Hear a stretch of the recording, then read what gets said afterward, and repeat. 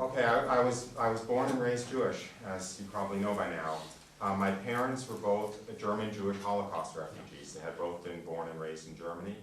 My father left Germany right after Hitler came to power. There was a short period of time when Hitler was actually encouraging the Jews to leave as long as they left behind, left behind all their possessions. And he got out then.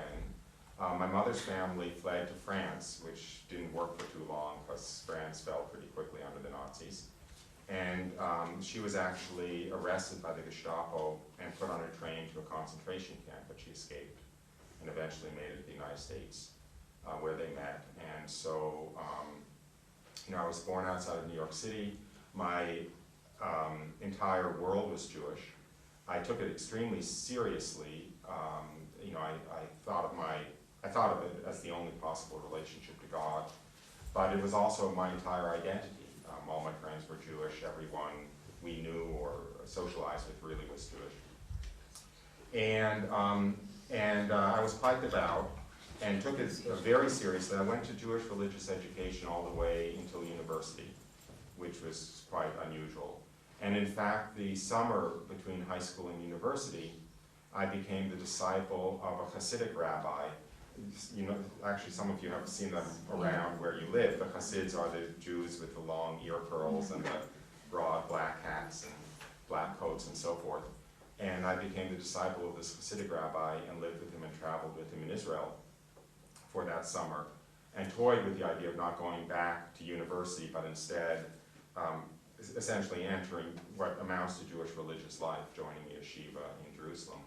But I didn't. I went back to university. It was MIT, Massachusetts Institute of Technology, which is a kind of top-tier technical university in the United States. And when I was there, I really lost my faith, in part under the kind of pseudoscientific worldview that belief in God and religion is a medieval superstition and science has the answer to everything, and anything that science doesn't have the answer to today, it will in 5 years. Now, I call that a pseudoscientific worldview because it actually isn't a scientific worldview at all. It's the opposite. Because the essence of science is you start with the evidence and you draw your conclusions on the basis of the evidence. Now, in fact, all of the evidence is in favor of faith. And there is plenty of actual physical scientific evidence that the Lord has given us, I think in particular for our age, that supports the faith.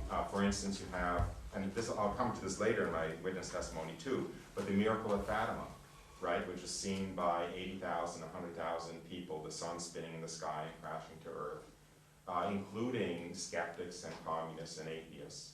You have the medical healings at Lourdes.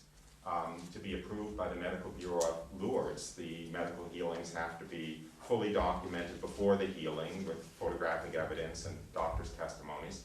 The healing has to be instantaneous, it has to be irreversible, there has to be no natural explanation, and there has to be physical evidence for the healing afterwards. And there are, I think, over 100 of medical miracles that have passed those tests at Lourdes. So the truly scientific view would be, we don't understand what's going on here, but something real must be happening because this is where the evidence is. The pseudoscientific worldview is, this can't be true, so we don't care what the evidence is. We're going to ignore it and decide all these people are lying and hallucinating. G.K. Chesterton, who I think you actually, I'm in this country, right? He has a quote that's very apropos, which is, rightly or wrongly, those who believe in miracles believe in them on the basis of the evidence. And rightly or wrongly, those who disbelieve in miracles refuse to believe in them on the basis of faith, right? So, anyway, but that's all a digression. But under this pseudoscientific worldview, I lost my faith. The other factor that I'm sure was at play was basically I fell into sin, and I think that one's relationship to God is certainly affected by being in a state of grace, is to some extent a result of being in a state of grace. And when one chooses life choices that go contrary to what God wants, you pretty quickly lose your faith. And so anyway, by the time I got out of university, I was essentially atheist. I went on to Harvard Business School, which is a pretty good commercial school in the United States. and got a master's there in business, and then was invited back to join the faculty. So I found myself on the faculty of Harvard Business School as a newly minted professor of marketing at the ripe old age of 29, and that's really where my witness testimony begins. Because what had been going on was all my life, since I was a child, I had felt there has to be a real meaning and purpose to life, and someday, when I'm older, I'll come into the real meaning of life. As a child, I thought that had to do with coming into a personal relationship with God, and actually knowing Him and living with Him, so to speak. As a child, I honestly thought that would happen at my bar mitzvah. The bar mitzvah is like the Catholic confirmation. It's when the Jewish boy is 13 years old. He has a ritual in the synagogue where he enters into religious manhood. And I honestly thought as a child that at my bar mitzvah the veil would drop and I would come into a personal relationship with God. And when that didn't happen, it was actually one of the saddest days of my childhood. And then pretty soon I decided the real meaning of life would come when I got a driver's license, or when I got a girlfriend, or when I left home, or when I started university, or if I got into Harvard Business School, or when I started my career and so forth. But all of those things had come and gone, and life still didn't have any real meaning. And here I was already actually more successful in my career than I ever expected to be. Being a professor at Harvard at 29 is pretty heady stuff. And yet life still had no meaning, but there was nothing more to look forward to that might give life meaning. And so I fell into actually the deepest despair, actually this kind of existential despair of my life. And in those days, the greatest solace I found was walking alone in beautiful places in nature. So I went to some place called Cape Cod, which is it's some kind of sand dunes and pine woods by the ocean, not far from where I live, a kind of peninsula that sticks out into the ocean. And I was walking behind the pine dunes early one morning, just lost in my thoughts. And I received the single most spectacular grace of my life. I was just walking along, and essentially from one moment to the next, the veil between heaven and earth dropped. And I found myself in the presence of God, very knowingly in the presence of God, seeing my life as though I had died and was looking back over my life in the presence of God. And I saw in an instant everything I would be happy about and everything I would wish I had done differently. I saw that my two greatest regrets when I died would be all of the time and energy I had wasted worrying about not being loved, when every moment of my existence I was held in an ocean of love greater than I ever imagined could exist, coming from this all-knowing, all-loving God. And the other great regret would be every hour that I had wasted doing nothing of value in the eyes of heaven. I saw that I had been so worried about life having no meaning, when nothing could be further from the truth, that every moment of life actually has an infinite depth of meaning because it has the potential for moral action that will matter for all eternity. And if we make the right choice, we will be in some sense benefiting for all eternity from that choice. And if we let that opportunity go by, we will in some sense be kicking ourselves for all eternity for that lost opportunity. I saw that it was all true, that we live forever, that everything we do is recorded and really matters, is sort of weighed in the scales of eternity. I saw that how foolish it had been, that all my life I had basically been living my life looking in the rearview mirror saying, if only that hadn't happened, then I would be happy today, or if only that hadn't happened, then I would be happy today. When again, nothing could be further from the truth, that everything that had ever happened to me had been the most perfect thing that could have been arranged, coming from the hands of an all-knowing, all-loving God. Not only including those things that had caused the most suffering, but especially those things that had caused the most suffering at the time, that I had thought of as the greatest disasters. The most, in some sense, the most moving or overwhelming single aspect of this experience was simply to realize how God knew me and cared about me and loved me as an individual, knew me by name, as though I were the only creature he had ever created, frankly, as though I were the only person he had ever created.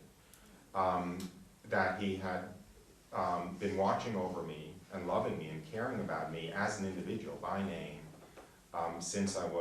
literally since I was conceived in the womb, and not only aware of everything that had happened to me at every moment of my existence, but really cared in his own heart about everything that had happened to me at every moment of my existence. And not only everything that had happened, but how I felt at every moment. And in a sense, rejoicing with me at everything that made me happy, and commiserating with me at everything that had made me unhappy. And this, it was just absolutely overwhelming. I couldn't put together this God with the God that I knew from the Old Testament. I know, of course, it is the God of the Old Testament, but if you read the Old Testament, the picture of God that emerges, especially, by the way, from the first 5 books of the Old Testament, the prophets, there's a warmer picture of God, but in the first 5 books of the Old Testament, the picture of God certainly seems much more distant and severe than this God who is revealing himself to me. A picture of that occurs in the book of Exodus, when God tells Moses to climb to the top of Mount Sinai to give him the 10 Commandments. God tells him, first, build a fence around the base of the mountain to prevent any of the people from touching the base of the mountain, because if they should even touch the base of the mountain while I'm appearing on top, I'll have to kill them because of the sacrilege. It's there, I think it's Exodus 22. I'm guessing, forget that, it's in Exodus. That was my picture of God from the Old Testament. I couldn't put this God together with that. So I prayed on the spot to know his name, so I would know what religion to follow. And I remember praying, let me know your name so I know what religion to follow to worship and serve you properly. I don't mind if you're Apollo and I have to become a Roman pagan. I don't mind if you're Christian and I have to become Hindu. I don't mind if you're Buddha and I have to become Buddhist, as long as you're not Christ and I have to become Christian. And I quite literally prayed this. By the way, I was walking, throughout this experience, I was still walking. It was the most extraordinary thing. I was obviously still seeing the physical world around me because I could walk and everything, but it was kind of like, almost like semi-transparent, and I saw the reality of heaven behind it, sort of permeating it. And it was as though, I don't know if you've ever been, occasionally when you go to a play or a ballet or an opera or something, there will be, there will be the, what's called the curtain over the stage. And maybe there'll be something painted on the curtain, and then they'll put up the lights on the stage behind the curtain, and all of a sudden the image on the curtain kind of disappears, and you see the dancers or the actors on the stage behind the curtain, even though the curtain's still there, and you see it kind of like faintly. And it was sort of like that. It's like I saw the physical world around me almost like it was translucent, and this real world behind it. And in fact, what amazed me during this experience wasn't that I was seeing heaven. What amazed me was that I had ever not seen it. That was what was incomprehensible to me, that I could ever have been blind to this reality, which was so much realer than the physical world around me. And during this experience, it never occurred to me that I might ever leave this state of awareness. I mean, that was inconceivable to me, because it's like, you're blind and your eyes are open. You can't imagine going back to being blind. I mean, this reality was just like so obvious and so present. It literally did not occur to me that I could ever lose it again. And of course I knew that the meaning and purpose of my life was to worship and serve this Lord and Master who was revealing himself to me. I'm trying to think of what else to bring up about this. Now I have been selfish all my life. I will say, in some sense, in my own defense, there are a lot of tremendous advantages that cradle Catholics have, and including, of course, perhaps mostly the sacraments, but also the truth, because you got basically the basic catechism gives you all that one really wants to know about the meaning of life, and the time between birth and death, and what happens after death, and why you're here, and who God is, and what God wants of us, and so forth. But I didn't have any of that, and Jews don't have any of that. And I will actually argue that by and large, there's no teaching in Judaism, I hate to say this, but there's no teaching in Judaism against selfishness. I mean, of course there is on the sides, there's a teaching towards charity.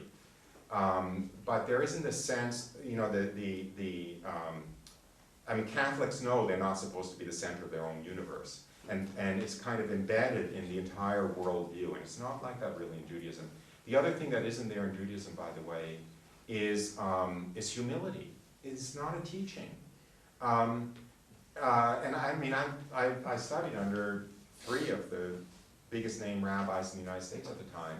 And first of all, none of them, I don't know how to put it, but the attitude that was universal was, you know, you're supposed to be the best, and if you're the best, you ought to let other people know it. I mean, it was a real kind of self-inflation. So this was my mindset, right? During this experience, I didn't know any better. I lived in this completely selfish worldview, which, by the way, being a professor at Harvard Business School doesn't exactly work against, because, right, that's a temple of selfishness. So during this experience, the way it struck me is the problem was all my life I had been stupid and selfish because I had been paying attention to things which won't matter at all 100 years from now. If I want to be smart and selfish, I should be essentially as greedy for merit in heaven as possible. Father will have to explain what is wrong with his attitude, actually, because I don't quite completely. What? You've been in this life long enough, you've been to wonder. But I had been stupid and selfish, and if I wanted to be smart and selfish, the only thing that made sense would be to put all my energy into trying to be as great a saint as possible. And the picture that came to mind was of Mother Teresa, you know, and if I want to be smart and selfish, I should try to be as much like her as possible. So I'll just mention 2 other things about this experience itself. One is, no, they're kind of, well, I guess I better because otherwise you'll wonder, but when I mention them, you'll see why I didn't want to mention them. Because they're kind of silly.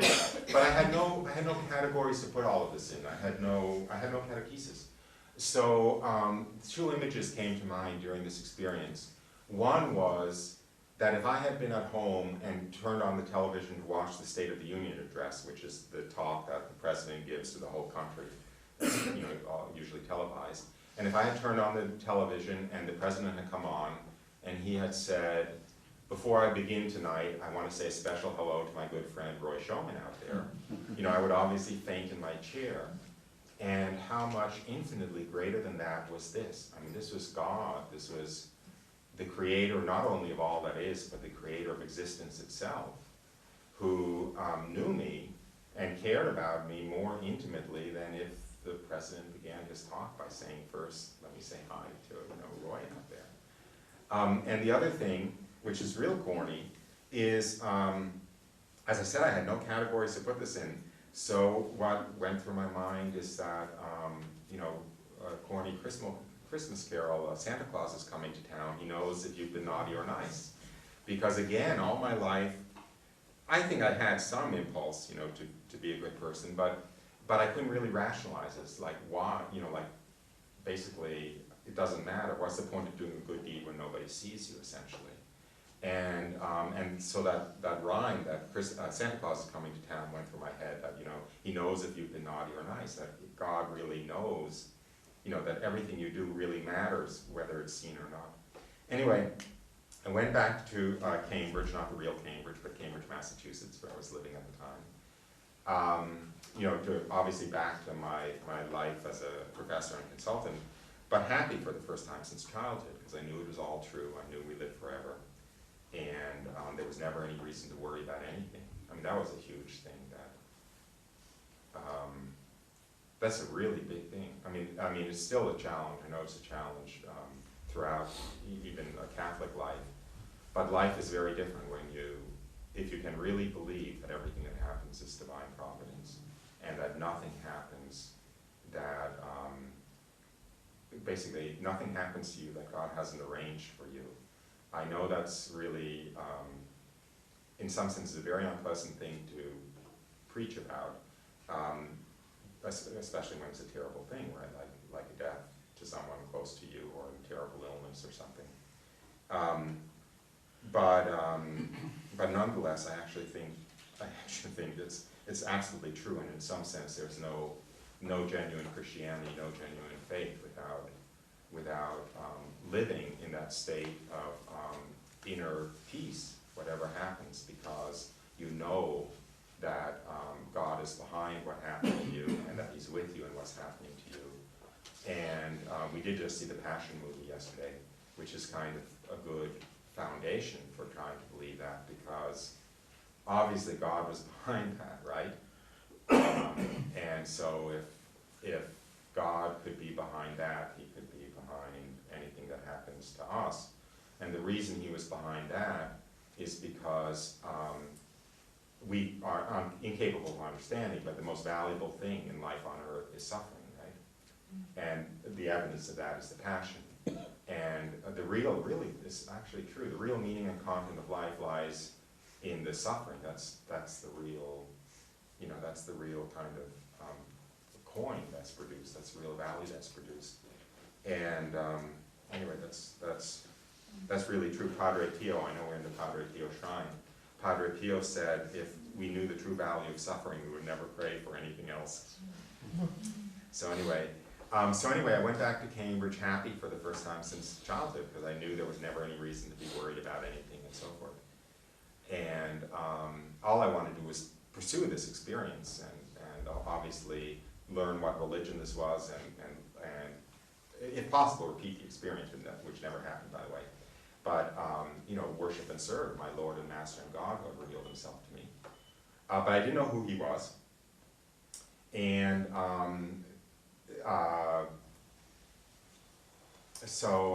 I did a smart thing and a stupid thing.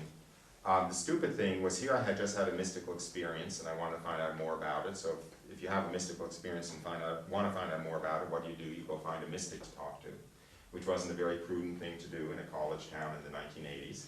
And in fact is never a very prudent thing to do. And I went and I actually had worked at a place with a guy who was a self-styled Kabbalist who was actually a fallen away Catholic. And so I called him up, his name was Bob, and said, basically, do you know anything experiential about mysticism, or is it just theoretical? And he said, no, it's very experiential.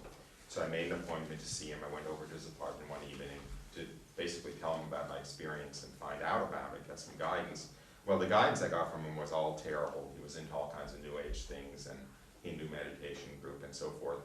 And he filled my arms with these very misleading books, which kind of led me astray for a few months. But one good thing happened while I was in his apartment, which was at one point he went in the kitchen to make some tea for us, and on his coffee table, he had this coffee table picture book called something like 100 Greatest Miracles of Modern Times. And while I was waiting for him to come back from the kitchen with the tea, I'm leafing through this book, and my eyes fall on a page dedicated to the miracle at Fatima. So I'm reading about the miracle at Fatima. This is the first time in my life I had heard of Fatima. So Bob comes back from the kitchen with the tea, and I point to the page and I say, is this true? Did this really happen? And he says, oh yes. And my next question is, has anyone else ever heard about it? Because I never heard about it. And he said, oh yeah, all Catholics know about it. So then I asked him, has anything else ever been written about it? And he says, oh yeah, just go to the public library and you'll find a dozen books on Fatima.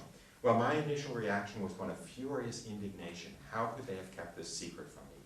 All my life, like when I was going through Hebrew school, religious education, my constant question to my teachers was, why did God used to perform miracles in the days of the Old Testament but then stop? I never had an answer to that. I felt like my whole life would have been different if I had known that miracles still happened, that God was still showing himself in the world like that. And I was filled with righteous indignation at all the Catholics who had never told me about Fatima. So in some sense, this is an exhortation. And actually, I'll go into something that's entirely, in some sense, a digression or an exhortation. But people sometimes ask me, what's your advice for evangelizing Jewish friends or whatever? And I think the real answer to that is basically just tell the truth. I mean, let them know. Let them know that. I mean, just like when it comes up and stuff. But don't be shy about the truth of the Catholic faith. Don't be shy about the miracles. Don't be shy about what's happening, at places of Marian apparition or Fatima or healings or things that happen at charismatic prayer services. And certainly don't be shy about your experience, of your relationship with the Blessed Virgin Mary, your experience of receiving communion at Mass, You know, if you show up at work in the morning, you know, happy because you've just received communion and everyone else is glum, and they say, you know, what are you smiling about? You know, let them know. Just let them know what your faith is to you. And you don't even have to kind of present it as though you're recommending it to them, because you have what everybody wants. And if they see that you have it, and if they know where it comes from, you know, they'll want it. And Edith Stein, another Jewish convert, I wasn't planning to talk about this right now, the beginning of her conversion, by the way, I have these prayer cards on the table out there, and they're free, and I'll talk about them more in the course of the day. The beginning of her conversion happened. She was friends with another young woman. This is now when she's in her early 20s. Her friend was recently married, very in love with her young husband, who just had died in the war. And so this young woman was widowed, and Edith Stein went to her friend to console her in her recent widowhood. And Edith Stein, who was still Jewish at this point, this was before her conversion, couldn't help seeing that her friend was less distraught over the loss of her much-loved husband than Edith Stein was over the loss of her friend. And she somehow knew that her friend's inner peace came from her Christian faith, and that there was something there that, in some sense, she had to find out about. There was something there that wouldn't let go. You understand what I'm saying, right? I mean, and that's, we all have that. I mean, our entire worldview is different because of our Catholic faith. And if people just know that, that's evangelization, because that is what everybody wants. But anyway, back to Bob's apartment. So I left his apartment, and with all these bad books, but with the Miracle of Fatima in the back of my mind. And then, so the stupid thing I did for that year was reading these books and getting involved in various New Age practices. But the smart thing was, every night before I'd go to sleep, I would say a short prayer that I had made up to know the name of my Lord and Master and God, who had revealed himself to me that day on the beach. And a year to the day after the initial experience, I went to sleep, and I felt as though I were woken by a hand gently rocking my shoulder. Now I know that, strictly speaking, this was a dream, and if there was a camera in the room, it would have shown me asleep in bed. But I can only describe it as I experienced it, which is as though I were woken, and my memory represents it as an entirely waking experience. As though I were woken and led to a room and left alone with the most beautiful young woman I could ever imagine. And I knew without being told that it was the Blessed Virgin Mary. And when I found myself in her presence, I was just, I was overwhelmed by her magnificence, but I was even more overwhelmed by her love. And the purity, to be in the presence of the purity and intensity of the love that flowed from her, was to be in a state of ecstasy, greater than I ever imagined. And when I entered her presence, the first thing she said to me was she offered to answer any questions I might have for her. So the first thought that crossed my mind when I found myself in her presence was I just wanted to throw myself on my knees and honor her somehow appropriately. And so what crossed my mind was, oh my gosh, I wish I at least knew the Hail Mary. But I didn't. So when she offered to answer any questions I might have for her, I kind of wanted to ask her to teach me the Hail Mary, but I was too proud to. So instead, I asked her what her favorite prayer to her was. It's a kind of backdoor way of, getting her to teach me. Now, her initial reply was somewhat coy. It was, I love all prayers to me. But I was a little bit pushy. Maybe that had to do with being my background, and maybe not. But I said, but you must love some prayers to you more than others. And she relented, and she recited a prayer, but it was in Portuguese, and I didn't know any Portuguese. So all I could do was make the effort to remember the first few syllables phonetically, and the next morning when I woke up, I wrote them down phonetically. And then later, when I met a Portuguese Catholic woman, I asked her to recite all of the Marian prayers in Portuguese so that I could try to identify it. And to the best of my ability, I identified it as, O Mary, conceived without sin, pray for us, have recourse to thee. Now, I knew during the experience that Mary was reciting it in Portuguese as a reflection of a kind of childlike trust in Mary, love of Mary, that the Portuguese people had still held on to more than many others. When I identified the prayer to this Portuguese Catholic woman, she got excited, Because she said that where she was from, which was the Azores, that was the first prayer that mothers taught their infant children as soon as they could speak, which might be another reason it was a favorite prayer. I now know that it was the prayer that Mary gave St. Catherine Labouré at another Marian apparition at the root of apparition in Paris. So that might be related. And of course, the fact that it was in Portuguese might be related to Fatima, and the fact that hearing about the miracle of Fatima had been working in my mind for that year. Anyway, I'll mention some of the other questions and answers. Another question I asked her, it was more of an exclamation than a question.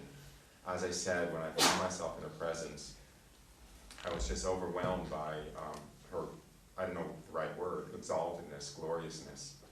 And all I wanted to do, I almost wanted to just throw myself prostrated and worship her. Now I know that's theologically incorrect, but in my defense I'll say that in both the Old and New Testament, whenever anyone found themselves in the presence of an angel, right, like St. John in the book of Revelation, he throws himself prostrate and begins to worship the angel until the angel says, no, that's not appropriate, get up, I'm just a creature like you. And we know that the Blessed Virgin Mary is the Queen of Angels, right? She's more exalted than the highest of the angels. So it's only logical that she should evoke that kind of response in the human spirit. So anyway, I kind of stammered out to her, how can it be? How is it possible? How can it be that you're so glorious, that you're so magnificent, that you're so exalted? You know, how is it possible? And she just looked down at me sort of pityingly and shook her head gently. And she said, oh no, you don't understand. You don't understand anything. I'm nothing. I'm a creature. I'm a created thing. He is everything. And then, by now, of course, I figured out that it must have been Christ on the beach, and this must be all about Christianity, and I didn't know anything about Christianity, and I better got up to speed pretty quick. And all my life I had heard the expression, the Holy Spirit, but I had no idea what it meant, and I had no idea who the Holy Spirit was. I actually had no idea that the Holy Spirit was a person. So I apologize for the way I phrased this question, but I asked her, what's this business about the Holy Spirit? And her response was just to look upwards with an expression melting with love and say, he's his gaze. Several years later, when I told this to some seminarian friends of mine, they pointed out that St. Thomas Aquinas had called the Holy Spirit the look of love that passes between the Father and the Son. That's all that's coming to mind, so maybe that's all I'll mention in the questions and answers. Was there something about her title? Oh yeah, okay. Got it. Someone watching the rerun who remembers. Okay, yeah, that's right. I asked her, that was actually the last question I asked her, was what title, again, it was out of the same desire to somehow honor her appropriately. I asked her what title she'd like for herself. And her answer was, I am the beloved daughter of the Father, mother of the Son, and spouse of the Spirit. Anyway, after the questions and answers were over, she said she had something she wanted to talk to me about, and she spoke to me for about another 10 or 15 minutes. There's a veil over the second part of that experience, and I have a vague sense of what she spoke about, but I don't have the kind of word-for-word memory of it that I have of the question and answer part of the experience. And the next morning when I woke up, I, of course, knew it had been Christ in that earlier experience on the beach. And I knew that I wanted nothing other than to be as fully and completely a Christian as I possibly could. I didn't know what that meant. I didn't know, what the difference between a Protestant and a Catholic was. And there wasn't much I could do other than open the local phone book and find a church to go to. But as soon as I got to know the pastor, I asked him shyly, what about the Blessed Virgin Mary? And when he answered with less respect than I know was due her, and I'm putting that politely, he actually answered quite disrespectfully. I knew this was no place for me. I'm out of here. And the other thing that was happening was I was spending all my free time at Marian shrines, about an hour from my house, 45 minutes from my house. There was a kind of model of the shrine of Our Lady of La Salette. I don't know if you know the story of Our Lady of La Salette. It was an apparition in 1846, I believe, to some shepherd children in France. And anyway, so it was like a little model of that shrine. And I would go there 4 or 5 times a week, just to walk the grounds and kind of feel Mary's presence and kind of commune with Mary. And of course, first of all, there was a sign on the outside of the parking lot. There was a little sign describing the apparition, so I read about the apparition. And when I was in Marian Shrines are all Catholic, and sometimes, not infrequently, when I would be there would be a Mass going on, and whenever I was present where a Mass was going on, I was filled with a tremendous desire to receive communion, even though I didn't know what it was. So that's basically what led me to the Catholic Church, knowing who the Blessed Virgin Mary was and wanting to receive communion. I'll tell some more stories because I have a little more time than I usually have for my witness testimony. I had been going to this Marian Shrine of Our Lady of La Salette near my house quite frequently. And that winter, what I was doing at that point in my life was basically I was living for skiing. And I was going skiing in the Alps pretty much all winter, every winter, at least 6 or 8 weeks every winter. And my favorite ski area in those days was in France. And the next winter I went to France to go skiing for 3 or 4 weeks. And I was at that ski area, and it rained for about 3 days straight, and the skiing got pretty dreary, getting soaked in the rain. So I decided, and ski areas tend to be very noisy and full of commotion and bustle. So I decided I would get in my rental car and drive to the real Our Lady of La Salette, which I figured was only an hour or 2 away, and spend the day there and be out of the noise and commotion and kind of meditate and pray. I was not Catholic at this point, by the way, at all. I mean, I was still anti-Catholic, believe it or not, even though I have had these experiences. I was. It took me that year between the first experience of Christ and the experience of Mary to stop being so anti-Christian, to stop being so, I don't know the grammar of this, but it took until that year. It took that year before I stopped being so anti-Christian that I wasn't even ready to hear that this was about Christianity, right? So it took that year before Mary could appear, before I was ready to hear that this was Christianity. Once I was ready to hear it was Christianity, it took me at least another 2 years before I was ready to hear it was Catholicism. So anyway, I was still anti-Catholic at this point. But I got in my rental car to drive to Our Lady of La Salette. I thought it was an hour or 2 away, but because the mountain roads took all day, I arrived there around sunset. And so I don't know how much of this I should tell, but anyway, I pull in there. It never occurred to me you could stay there. I saw this sign saying reception. So I shyly went in and asked if it was possible to stay there, and I thought the answer would be no because I wasn't Catholic. But of course it wasn't, it was of course. So I figured I'd stay there that night and drive back the next morning. Well, 2 things happened while I was there. 3 things happened while I was there at least. I basically had a non-ending, I'm not saying this, I don't know if I should be saying this at all, but I had an unending series of, I don't know if I should call them mystical experiences, but I was always in a state of this kind of very softened consciousness with very, with a very dramatic presence of prayer, and always going in and out of sleep. I was sleeping about 22 hours a day there and having all kinds of dreams of Mary and kind of mystical dreams. And the first day, so anyway, I won't talk too much about that, I guess. I'll talk about one of the, no, I won't talk too much about that. But anyway, so I wanted to leave, and after, well, I don't know how much I should talk about. I get, like 2 days later, when I get there, that snow that had been rain where I was snow up there, so snow was falling about 3 feet a day. And I was stuck there for a couple of days because of the snow, and I finally got out, and I go to a ski area, because that's what I'm there for. I'm there to go skiing, right? Not to be, not to be religious. And I have all kinds of car mishaps. Actually, my car gets broken into, and I can't lock it, and it's a long story, but the only safe place for me to go was back to La Salette, because I was living out of the car and had all my things in the car, and if I couldn't lock it, I couldn't do that. So I went back to La Salette, and I was stuck there for the rest of this ski trip. Now, I will tell some of those experiences. Now, the first day that I was at La Salette, the snow, there was about 6 or 9 feet of snow on the ground, because it had been snowing continuously during that what had been rainstorming in the valley. The first morning I'm there, I go for a walk on the grounds, and I'm walking, and there's a little rock outcropping that I can sit on because the wind had swept off the snow off the rock. So I'm sitting there on the rock.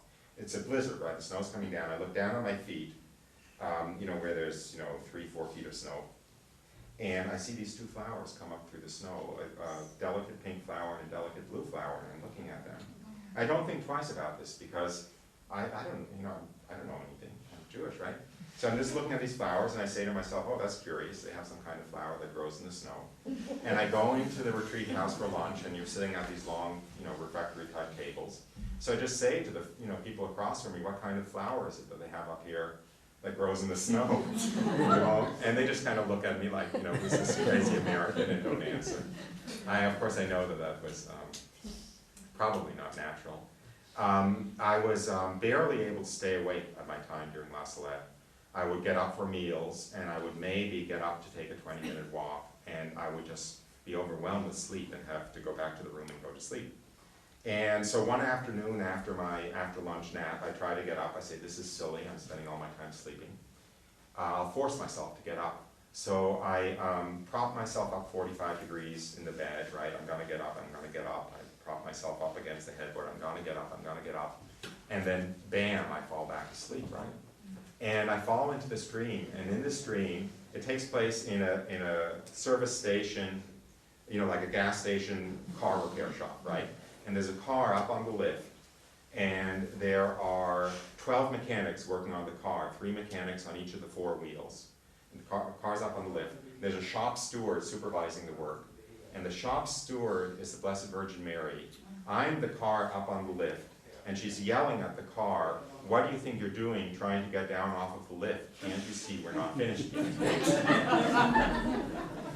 I think that picture is kind of obvious, right? At that point I realized the napping was, was intentional, was something important was happening. And so anyway, finally I was able to leave just in time to make my flight back from Geneva. And so the night before my flight back, I was sleeping on the couch at a friend's apartment in Geneva. And before going to sleep, I can't believe how spoiled I was, but anyway, I say a prayer that was really just whining to God, saying, I can't believe you did this to me. I come halfway around the world to go skiing. It would have been the best ski conditions of my life, right, because 3 feet of snow a day was falling. And you stick me at La Salette for the whole trip. I can't believe you did that to me. And so in that mood, I go to sleep, and again, I have this very vivid dream where I find myself face to face with a man. He reminded me of like a high school teacher when you're in high school, that kind of stern teacher who all the kids knew was the one who actually loved them the most, even though he always had a kind of grave, stern face. And he just like drilled me with his eyes, and he said, you can go skiing or you can work for the second coming. It's your choice. Which do you choose? So anyway, I felt, of course, about 3 inches tall, and I hope I made the right choice. And so that's, I guess that is kind of the, I could talk for, I'll have one more story. Who was this person who said this to you? I think it was an angel. An angel. I mean, in other words, I never knew. I mean, in other words, it was just this, this very, very grave but loving figure. But anyways, that's what I assumed. Or it was just a message. I don't even know how to describe that. Anyway, when I was at La Salette that time, I was sitting at the table with this elderly French woman, and I got back home, and she calls me up, and she says, I think it would be a good idea if you spent some time with the Carthusians. Now, I wasn't even Catholic, I was anti-Catholic at the time. I didn't know what the Carthusians were. But she tells me a little bit about them, and I figure, oh great, because these guys gotta be mystics, because if they live in solitary confinement and in silence all their life, they better be mystics or they'd be totally miserable. Now, I didn't know much, and I'm not saying I was right, okay, but that's the way I was thinking about it. And I was dying to find someone who I could talk to about my experiences and who could, kind of shed some light on it. So it sounded like it made sense to me. So she gave me the phone number of a Carthusian monastery not far from her. This was in the south of France. The Carthusian monastery was in a town called Meun outside of Toulon. Now, you know, most of you know who the Carthusians are. If you saw the movie In the Great Silence, or Into Great Silence, that was a Carthusian monastery. They have the strictest contemplative rules, so to speak, left in the church. They live in solitary confinement in their own cells. They eat in solitary. They get together for mass. They get together for vigils and lauds / mass, and they do the other offices, if I remember correctly, in their cells. They don't talk to each other. They're not even supposed to make eye contact with each other if they run into each other. And they eat one meal a day. They break sleep every night. They get up every night at about 11:30 to go to the chapel for matins, and then they sing matins for about 2 or 3 hours, and then they sleep for another about 3 hours before lauds. Anyway, I just pick up the phone and I call this Carthusian monastery. I didn't know, of course, that they're not going to talk because, you know, they're in silence and everything. And someone answers the phone, and I say, well, you know, is it possible to take a retreat there? And he says, oh, no, absolutely impossible. We're strictly cloistered. We don't do that kind of thing. Tell me something about yourself. So I start telling him about myself and what's going on. And I can hear him wavering. He says, oh, I don't know, maybe. So I say, would it be a good idea if I send you a letter? Should I send you a letter? And he said, oh yeah, excellent idea, send me a letter. So I send him a letter, and he immediately writes back, anytime, you're welcome. Well, what I didn't know, of course, is that the one exception to the fact that they're strictly cloistered and don't let anyone visit is when they think it's a potential vocation, right? So anyway, and the guy who just happened, the monk who just happened to answer the phone turned out to be the prior there, so of course he had the authority to do that. So anyway, so I get on a plane and I go there, and I'll just tell a couple of things. Well, first of all, I'm still really anti-Catholic at this time, right? And I am really amazed because I'm joining them for their offices, and they're, you know, spending 5 hours a day chanting, you know, oh, Jerusalem, should I forget you, let my tongue cleave to the roof of my mouth, you know, oh, Zion, this. And I'm looking around and I'm saying, these guys are all wannabe Jews. and one day I'm working, cutting grass in one of the orchards, and one of the elderly monks shuffles out to me.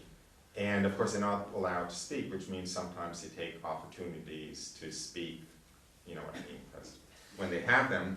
And so, because he obviously wasn't supposed to do this, but anyway, he shuffles out to me where I'm working, and he says very shyly, tell me something, we were all wondering, you're not Catholic, are you? Because of course I'm not receiving communion. And I say, no, I'm not. And he says, well, if you wouldn't mind telling us, then what are you? And I say, I'm Jewish. And he says, oh, that's a relief. We were all afraid you were Protestant. So, and the third thing, there's a point to these three things I'll tell you. You'll see what they are. The third thing is I thought when I was there that I was going to get, you know, this kind of full-bore sales pitch that I should become Catholic, right? Because this is what you grow up with if you're non-Catholic, and especially if you're Jewish. You know, if the Catholics get their hand on you, if the priests get their hand on you, they're going to, you know, beat you over the head with hell and damnation and try to make you become Catholic, right? So I'm expecting it. Like every day, the prior is coming to my cell to give me spiritual direction, right? And every day I'm waiting for him, thinking today's the day he's going to give me the sales pitch and say, why don't you become Catholic? And he never does. And so finally, I take the bull by the horns, and he comes, and I say, essentially, aren't you going to try to talk me into becoming Catholic? And he said, no, just keep your eyes open and see what you see and be honest with yourself. And, you know, let yourself be led where you're led. And I was so impressed by this. So those are basically three things that went a long way to eroding my anti-Catholic sentiment. The fact that, in some sense, excuse me, the church is wannabe Jews. It's wannabe Jews by definition, right? Because they're they're inheritors of the promise by adoption, whereas the Jews are, you know, kind of by blood. And the fact that there was not only not a hostility to Jews and Judaism on the part of these monks, but a kind of a identity with them that came from praying the Psalms and so forth. And the third is that that faith in the Holy Spirit, essentially, that we don't have to sell anything. Just open yourself up to God and let God lead you where He wants to, and a kind of a very standing back posture to all of that. It took me a long time still. I mean, obviously, it still took me, it didn't take me that long. It took me maybe about 6 or 9 months after that first visit to the monastery before I wanted to become Catholic. Then it took me about 2 years to successfully be Catholic, because first of all, I'll say this. For instance, when I spoke to the, when I spoke to the abbot of the Carmelite monastery in Boston, he said, why do you want to be baptized? All God wants is for you to be a good Jew. Okay? It took me 2 years to find somebody to baptize me. And I was knocking on doors, and I was basically, first of all, I was asking, what do I have to believe in order to qualify for being Catholic? And I never got the same answer twice. I got answers, from all of doctrine, all of dogma, to the creed, to nothing, So, and I wanted to do it legitimately, so I figured if I didn't know what I had to believe before I was allowed to be Catholic, I couldn't go ahead. The first RCIA program I went to, RCIA, international, they call it here. I had, it was, here I'm bad-mouthing the church, I'm really sorry. It was at Boston College, which is a Jesuit college. It was run by a Jesuit priest, right? And one evening in the RCIA class, he is telling us that Jesus never performed any miracles. You're not supposed to believe in the miracles in the New Testament. It's only the way people wrote in those days. And I went to him afterwards and I said, I wouldn't baptize you. I don't think you want to believe.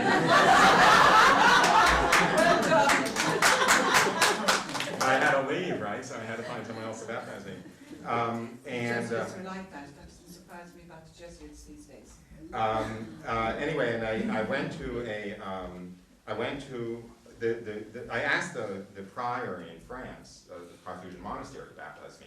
He refused, for very good reason now. But he told me the name of a prior Trappist monk near me in Massachusetts, who was also a Jewish convert. He was a psychiatrist, a New York City Jewish psychiatrist and psychiatry professor, when he became Catholic and became a Trappist, and eventually became the prior of the monastery. His name is Raphael Simon, and he also wrote a couple of books. But anyway, I went to make an appointment to see him. This is the last stupid story I'll tell. I went to make an appointment to see him because I wanted to be baptized, right? So he's in this Trappist monastery about 2 hours from my house. So I drive there after making the appointment. He opens the door. He says, why do you want to see me? I said, oh no, he just opens the door and he says, it's not me you want to talk to. You should be talking to the novice master. I'll get him for you. So he goes off to find the novice master. I'm still a Harvard Business School professor right at this point, and I'm really full of myself.